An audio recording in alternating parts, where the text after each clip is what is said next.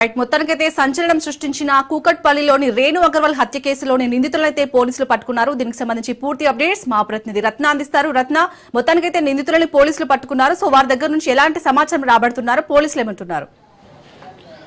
కూకట్పల్లి ఎదించారు. ఈ కేసులో ప్రధాన నిందితులుగా ఉన్న హర్ష అలాగే రోషన్ ఇద్దరిని కూడా ప్రస్తుతం పోలీసులు అదుపులోకి తీసుకున్నట్లు తెలుస్తోంది. హత్య చేసిన తర్వాత ఇద్దరు నిందితులు జార్ఖండ్ కు పారిపోవడం జరిగింది. దీంతో ఒకసారిగా టెక్నికల్ ఎవిడెన్స్ అలాగే ఇతర కీలక ఆధారాలను బేస్ చేసుకొని వారి కోసం మొత్తం ప్రత్యేకంగా 5 బృందాలను జార్ఖండ్ పంపించడం జరిగింది. జార్ఖండ్ పంపించిన తర్వాత వాళ్ళు రాంచీలో పట్టుబడ్డారు. ప్రస్తుతం వాళ్ళిద్దరిని హైదరాబాదు తరలిస్తూ ఉన్నారు.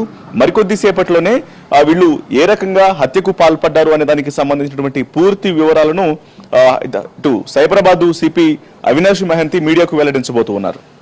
ఇక ఈ ఇన్సిడెంట్ లో హత్య చేయడానికి ప్రధాన కారణం రేణు అగర్వాల్ కుటుంబం. ఆ ఇంట్లో ఉన్నటువంటి పూర్తిగా నగదు అలాగే నగలును టార్గెట్ చేసుకునే ఇటు రోషన్ అలాగే హర్షల్ ఇద్దరు కూడా యొక్క హత్యకు డిసైడ్ అయినట్లు కూడా తెలుస్తూ ఉంది.